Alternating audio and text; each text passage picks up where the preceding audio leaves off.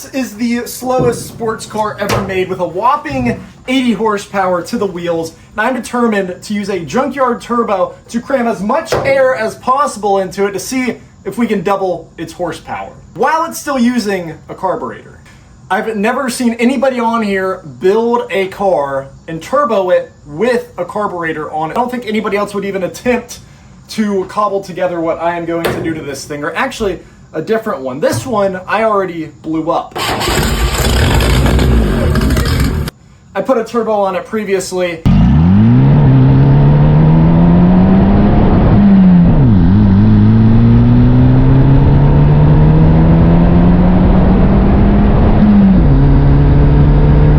And I absolutely shattered a piston. Oh, dang.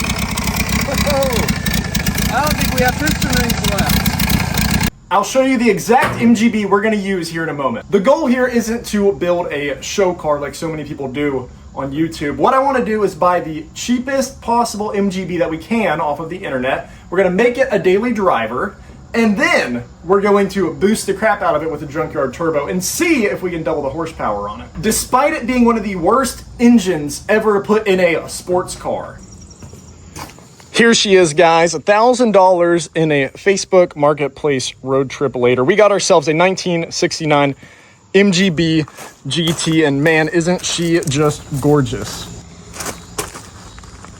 She's got a little bit of rust, but she is the perfect victim, test subject for what we're gonna do. With a little help from British Parts Northwest, we've actually already built this car into my daily driver. We've documented that on Instagram in shorter form videos. And you may have noticed I had a blanket under the hood. That is because I already turbocharged it, but I forgot to film an intro, so here we are. This turbo build looks like something Picasso would have put together, so I didn't want to give it away just yet. A decent part of this video will be me grinding and chopping parts off the blue car and putting it on this one, because we're working on a low budget here. First thing we're doing is a carb hat.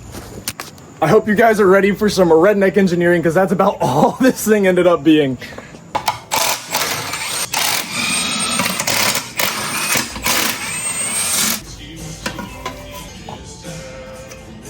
We're missing a bolt, or we're missing a nut. It's got 3 out of 4. Well, where'd the other one go? I don't know. Oh, I wonder that motor blew. Premium engineering in action. Look at that. Oh. I seen a blind man cut straighter. Yeah, this ain't gonna be pretty, but it's gonna work. Just like me.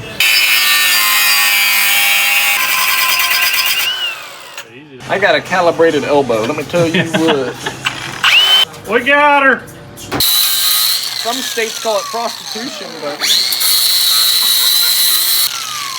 that's about as straight as my... That's hot. That'll work for now. Perfect. So, the previous air intake worked, but only without a hood. When I shut the hood with this one on it, it doesn't shut. So, what we're doing is we're shortening this down farther to about 1 inch, or 3 centimeters to be exact. I cut the bottom out so I can reuse the old base plate. Slap that on there, and I'm gonna bend this around it. Also, it's super annoying having to, oh, there go all the bolts, having to unbolt this to take the intake off. So, I'm gonna make it so that I can literally just have these 4 bolts to take the whole intake off from the outside, instead of having to take the top off and then take those bolts off, because that's just a pain. Will it work? I don't know. The last one did, and it shouldn't have. So, yeah, we're just gonna send it and grind some things until it works.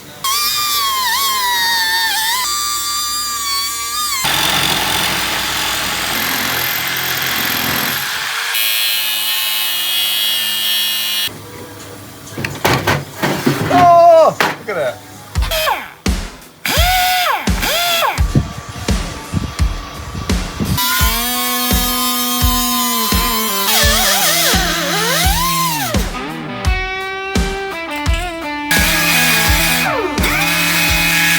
Gonna bend the crap out of it.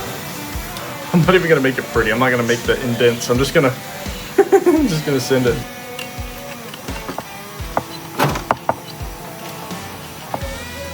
It's like I'm making a cookie cutter. Yeah, look at that. That'll work. Ghetto, yes. Will it work? Yes.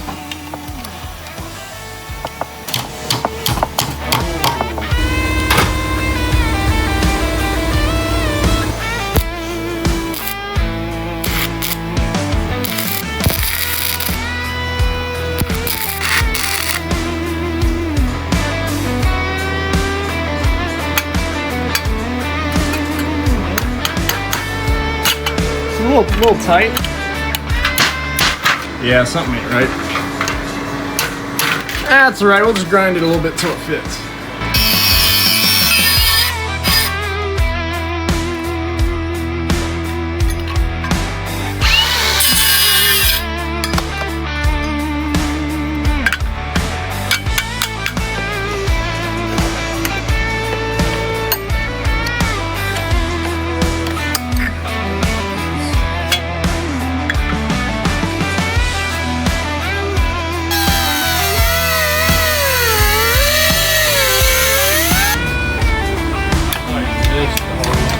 Oh, there's 2 layers.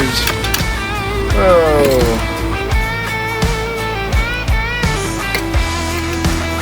Look at that. Boom.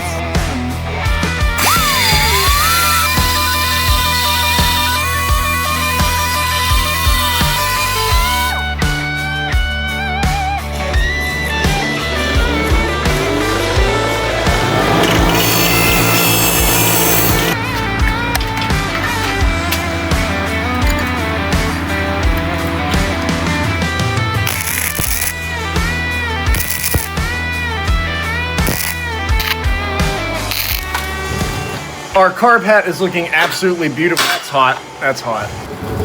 As I was saying, our carb hat is absolutely beautiful. I need to stop touching it. It's looking good. And I need to put a hat on it now. As you can see, I tacked the entire thing because it's too thin. And I am a professional welder, clearly. So I did what every professional welder would do and just tack it all the way around. And then I'm going to JB Weld everything I welded, because is there such thing as too much weld? JB Weld? I don't think so. So, yeah. Well, that's what we're gonna do, and it's gonna be gorgeous. Maybe I'll paint it, and you won't even know. You'll probably know. Look at the size difference. New versus old. Oh, it's cool now. Look at that. Way better. This also weighs like 10 pounds. And we're gonna crunch it down a little bit because that's gonna hit the hood for sure. You can watch Dylan take a nap. Look at that. Look at that. This is a race car now. That thing gonna blow up first time you crank it. Well, shut up. You're right. Look at that. Race car. We got a daggone race car right here. What you think about that? Wait, no.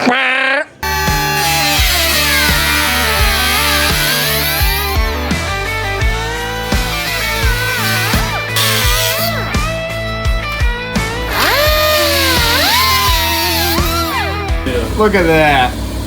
This is, you'd think this was made in a factory or something.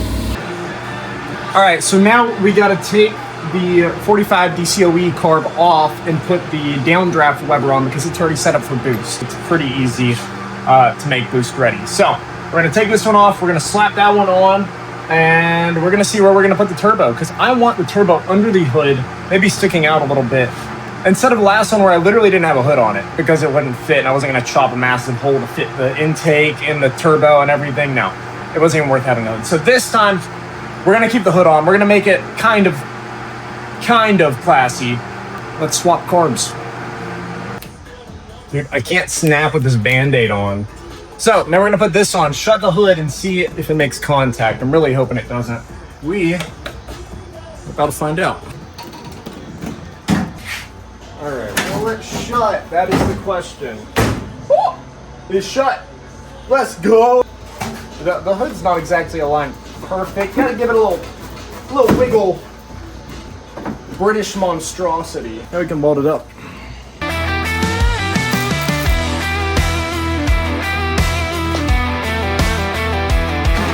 Yep. That's not ideal.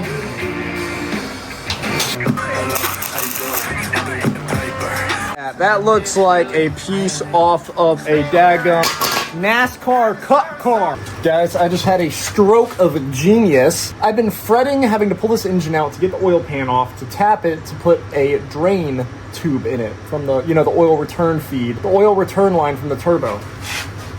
I'm not gonna have to do that. Why don't I just use the PCV? Look at that. It's already made. It's perfect. I can just run the oil return straight into this guy. It'll go into the tappets. Hopefully the turbo doesn't blow and I run shaving straight into the cam and tappets. But aside from that, it's perfect. I can just run it straight in there and it'll drain into the oil pan. It might only last 500 miles, but it's perfect. And that's what we're gonna do. Maybe I'll put the turbo right here. I'm deciding right now if I want to put the turbo here or where, because the last one was where the heater core is right now and also didn't have a hood there. So yeah, that wouldn't work. I can't use the same setup. I'm thinking I route it up here and then boom, turbo, boom, oil return line, boom, intake goes straight into the car. Stick it out of the hood, make it look pretty. I'm not gonna make it look pretty, but I'm gonna make it work. Boom, done. Just to mock it up, I'm gonna use this one because the other one's still in the old manifold and I don't feel like taking it off. Max Speeding Rod sent this one to put on the van. So that's what we're gonna do with it. But for now, it's gonna mock up on the MG just to see if I can clock it to fit. And if you're not a turbo car builder and you don't know what clocking a turbo is, basically I loosen all these and I can rotate the intake, whatever the heck this thing's called, turbine, I guess, and clock it to where I want in reference to the turbo and the oil feed. So when you clock it, you'll see I want the oil return on the bottom, the oil feed on top, and then coolant lines on the side. So I'll show you that in a moment. Hopefully it doesn't drop any bits of metal into the carb, but oh well. Then we're gonna see if we can make this fit. It should be the same orientation. Clock it like that. Maybe I can like do this, no. Maybe down, then loop it, no. Okay, so hear me out. Exhaust, intake. I'm talking spoolie boy sticking out of the hood, going straight into the carb, no intercooler. Boom! This is how we got to do it. This is the way. Have the turbs going right out of the hood, and then exhaust pipe straight in my face, just the way I like it. Yeah, maybe I could cut it out. I could dent it in a little here, so it's like a little scoop. And then if I really wanted, I could put a scoop over it. All right, fellers, this is the old exhaust and turbo setup that we had. This ain't gonna cut it, so we're gonna cut it. So let's get this off.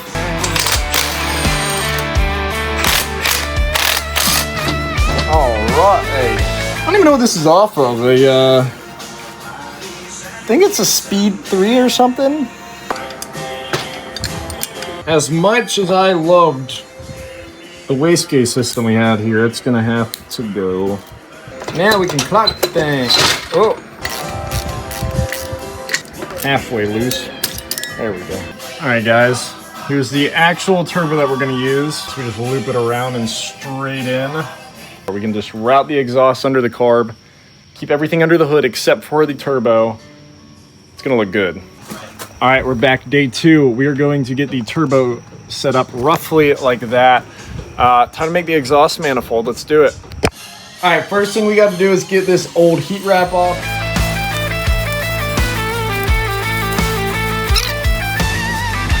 Thinking we can just chop it right there and then bend this thing like straight out that way. Also, there's a reason I don't buy mechanics gloves anymore. They just tear apart.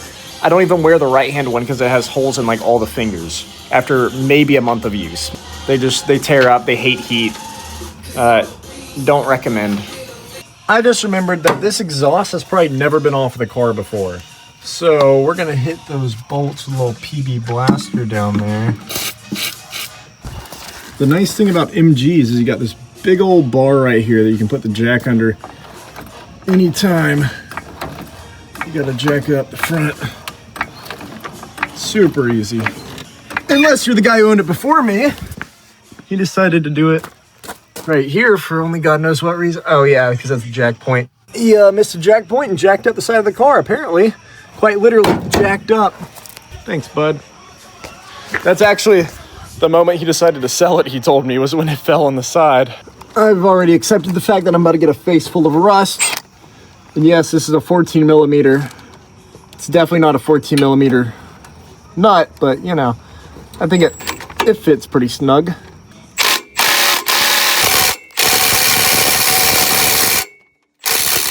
All right, now that's properly stripped out.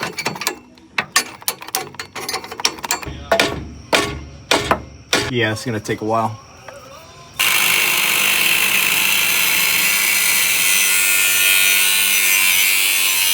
All right. Oh, this is tighter on this side. Why is it tighter? Oh, there's fuel up there, isn't there? It'll be all right. Ow. I don't have a Sawzall. I need a Sawzall.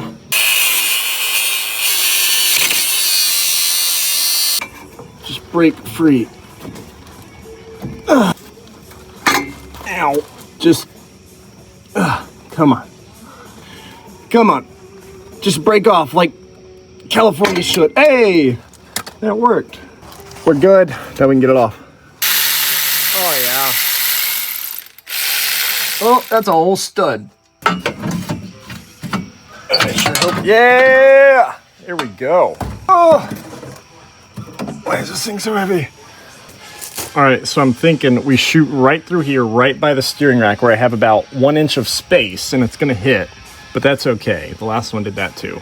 Chop there, make it run up, and then 90 degree, 90 degree, like any pro race car builder would do. Boom, boom, turbo. Yeah, a little close. That's what I'm gonna do. I'm gonna dent it so it doesn't hit it. Let's chop it. All right, we're gonna chop it right about there. Very mathematically decided spot.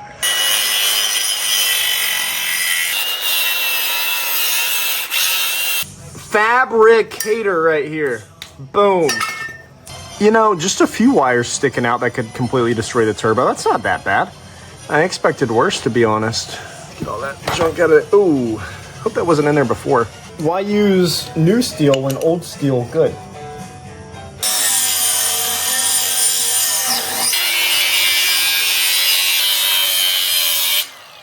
That should be a bit closer. Oh, that's weldable. Very nice. Somewhere around there. Look at that, more Picasso. That thing's about as straight as my. You got the red ring of death of Milwaukee batteries. You guys remember the red ring of death on the Xboxes? This is the equivalent of the red ring of death on a Milwaukee. Think you can like jump them off or something? We're gonna try that. Okay, just kidding. I plugged it back in and it's working, supposedly. All right, fellers and womans. Look at that. It's better than I expected. So, need better lighting out here. Only hard part's gonna be having a mount for the turbo right here. I need something to like keep it from breaking the exhaust that I spent so many hours properly engineering and welding. These aren't welding gloves and these ain't welding goggles, but we'll be alright.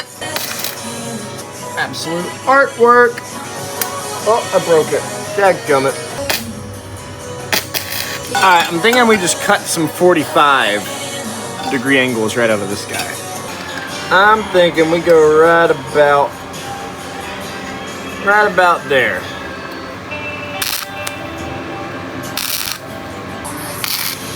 Alright, so I want this thing right about here. So I gotta get the exhaust pipe to go shoop, boop. Starting right here. I'll start it here, something like that.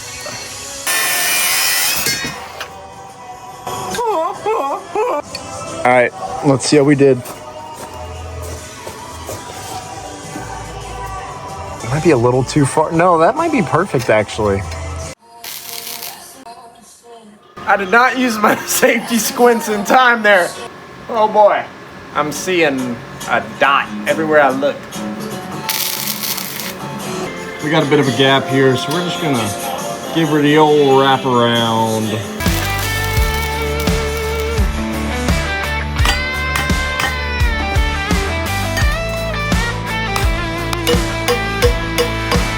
That's a little better. That's kind of sort of close. I don't like this gap we have right here, so back to the hammer. I'm sure it's very aerodynamic inside of there.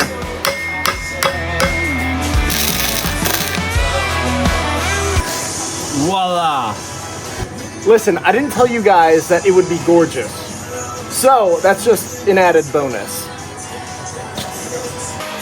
All right, let's get this thing wrapped up, see how it looks. Because Lord knows we're not showing those welds on the internet. Turbo exhaust. Quick tip, if you need to get a blade off of one of these angle grinders, you don't actually need to use the tool to get it off. You can just hold it back there, get it to click in, and then you can pull it off with your hand. Look at that. Boom. And then you can put one of your used blades back on there because you ran out and don't feel like buying any more. And you just tighten it up. All right, we're gonna get this thing tacked up right about there. Boom.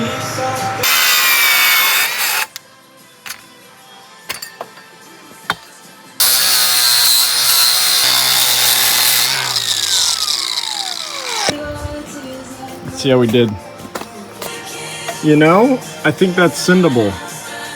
Might be a little crooked, but that's okay. So is my... I got her tacked up.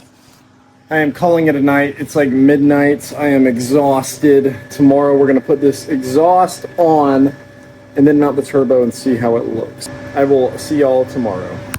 All right, fellers, it is the next day. We have 5 hours until the car show, and I have so much to do. We're about to put this on, see how she looks, and oh, come on, see if the turbo even fits. Then we gotta hook up the carb back on here. Then we gotta mount the turbo. Then we gotta cut the hood, and then we have to plumb the intake to the carb somehow. Oil, yeah, we need to run oil to it. I think it can survive without coolant. Maybe that's a really bad idea. Actually, it's a really bad idea, but I'm probably gonna do it anyways because we only have 5 hours to get this thing that's not even halfway together to a car show. So let's see how it fits. Please don't break off. Oh yeah. Okay, this is coming together. This is gonna be gnarly. I had to make some sort of mount to keep this thing from just cracking under the weight of the turbo. Oh boy, it's gonna heat those brake lines up like crazy. Oh well, full send, heat wrap or something.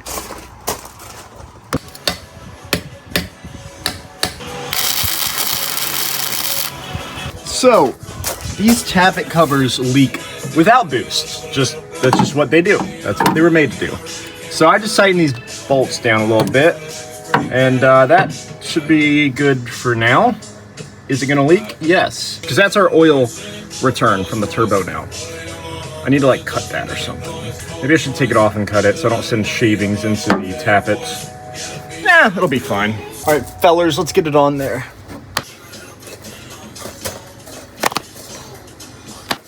Boom. Look at it. Big problem. This broke off a previously JB welded thing that I had put here for a vacuum reference or something. Now it broke off. So do I JB weld over it and give it 4 hours to set? I have clearly chosen the wisest path of action here, which is JB Weld. A little bit over here. See, the problem was last time I didn't use enough JB Weld. There's no such thing as too much JB Weld, unless it's inside of the carbs on my motorcycle. Because some crackhead decided that he wanted to JB Weld the jets into it. And those carbs are now useless. All right, we'll scoop up a little more for the outside. JB Weld is also amazing for gaskets. You know, if you ever had to use some RTV, if it ever recommends any of this stuff, just use JB Weld. All right, that looks right about perfect. So, according to ChatGPT, you can heat this stuff up. Got my nice little hair dryer here. Apparently, if you give it some heat and some air blowing over it, it'll help cure it faster. So now we need the oil feed off of this one. Oh, this would be a lot easier to get off without, you know, 1,000 things in the way. You can see we plumbed it right here off of, looks like I think it goes to the oil pressure gauge sensor thing. So we'll just take that off and put on the new one. Voila. What if I just bypass this whole T-fitting and didn't run a oil pressure gauge? That could be an option. And these high torque starters, totally worth the money. Especially if yours is like mine and it just struggles to start every time because it had a blown head gasket. But aside from that, just get it. I should just be able to twist it off by hand. Sparks go up, sparks go up. Ooh. All right. So hopefully you guys can see, this is your oil pressure gauge sender thing. There's a line going to it with oil pressure. So I'm thinking, even though it loses oil pressure occasionally, you can just take this line off completely and literally just run that line straight off that one into the turbo. I'm going to be amazed if this is the same thread, because this is from China. I just heard something crack on the oil line. Okay, it feels like it's threading on. I think the only way to do it is just try it and see if it works. I am currently getting rained on. This should not work, but I think it's gonna work. Who needs an oil pressure gauge anyways? Quote Henry Ford.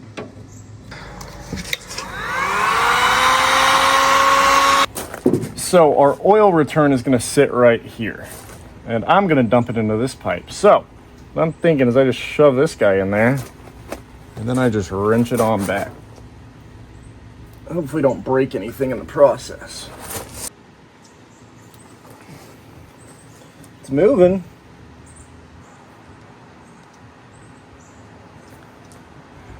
That might just work. All right, I found a piece of hose that I think will work.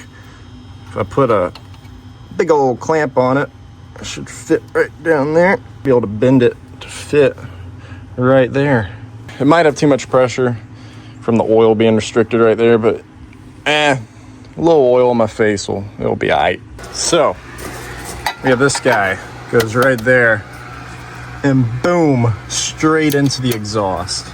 So I'm either gonna have to chop it and then turn it out of the way. You gotta figure it out quick. I have about, oh gosh, 3 hours.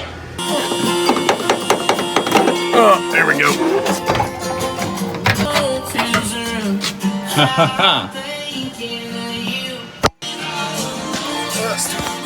There you are. All right, it's falling apart in my hands, but we go shoo. Or actually it goes the other way. Shoo. Let's cut that. Let's do it right about good old chop like yay. Alright, we got her cut. Oh yeah. Let's see if this is gonna fit. And by if, I mean I'm gonna make it fit. Alright?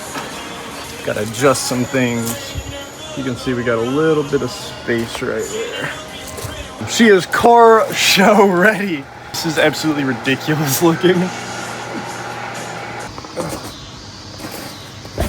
All right, guys, I got a fresh can of Celsius, 2 hours, which will put me right at 5 o'clock. It starts at 6, so if I get it running by 5 o'clock, that gives me about 20 minutes to fix everything that'll be wrong with it once it's running. Fuel leaks, oil leaks, overheating, all that stuff. So 20 minutes should be about enough time to do that. Now we just got to put some finishing touches on it. Got to put the oil line on here, and then connect the throttle, fuel, everything else, and then we'll see what happens. If it all works, and we'll seal up this top hat on the carburetor and send it. It's still raining. It wasn't supposed to rain today.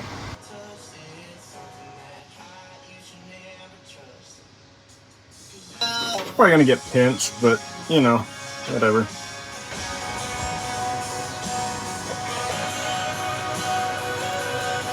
Connect our half disintegrated throttle cable.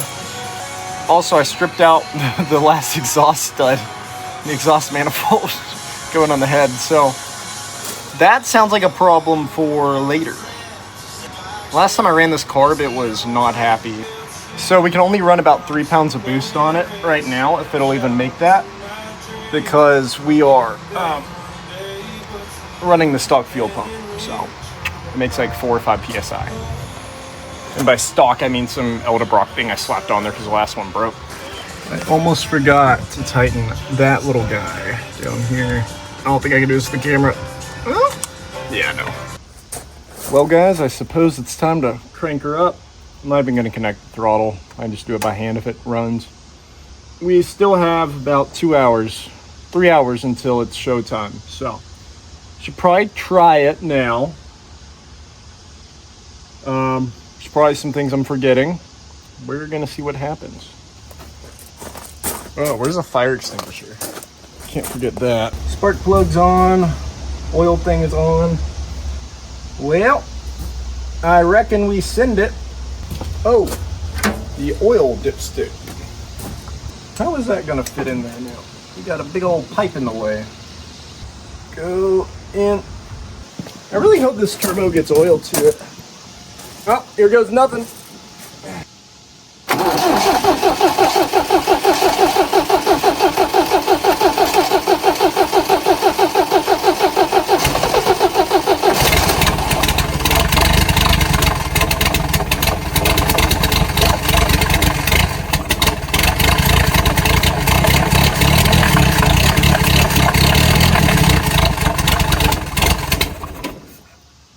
Oh, it started. That exhaust in my face was not ideal, but it'll do.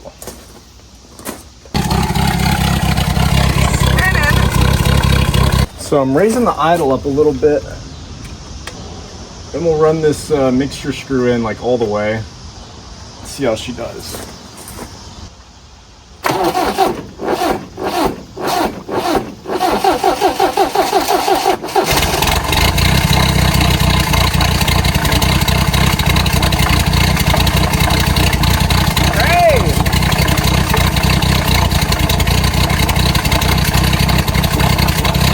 Scary.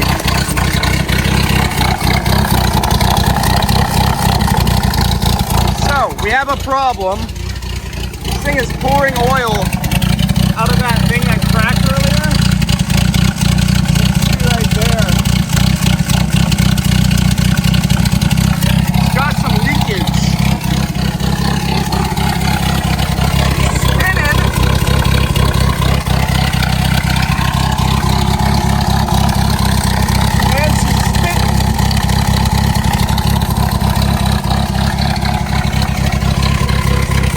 Monstrosity is alive!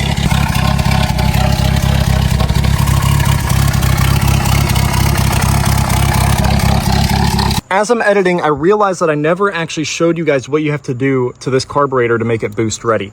It's very simple. It's really the same for any other carburetor. You only need to do a couple things. One is you need a fuel system to provide more PSI than the boost going to it. So this is a carbureted engine. It's meant to run on 4 PSI. So you always want the fuel pressure about 4 PSI above whatever pressure is in the intake. The second thing is you need the fuel bowl to be at the same pressure as the boost in the intake. So this one's easy because the fuel bowl has a vent that goes through the top. So as long as that fuel bowl is open, then the boost going into it will also be in the fuel bowl. So you don't even have to reference it or run any lines. But if I need to, I have a cap here and right there for boost reference. So part of that fuel system that I mentioned is a boost reference fuel pressure regulator. So you'll have a pump installed that'll be making, say, 40 PSI. And then the regulator tells how much to put into the carburetor.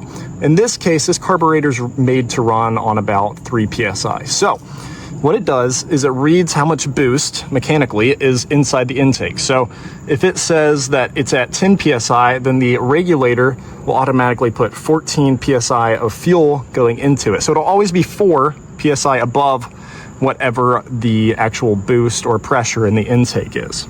If it's at 5 PSI of boost, then it'll have 9 PSI of fuel going to it, or at least that's what this particular carb likes.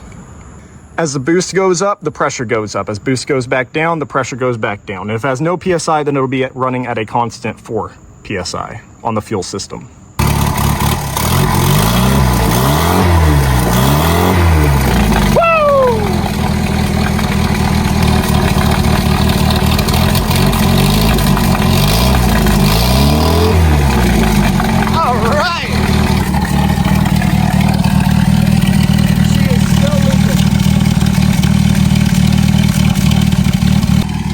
Alright, so we'll fix that leak, do a check over, we'll tie off this base gauge, and then if I have time, we'll put a boost gauge on it, and yeah, go from there. Well guys, this video is getting very long, and I don't think anybody wants to watch an hour of me wrenching on this thing. So in a week, I'll release the rest of it where you get to see the final crunch time and the many problems that I have to fix in 30 minutes before I leave. And you'll get to see how it drives. But you got to see it running, and I will see you guys shortly.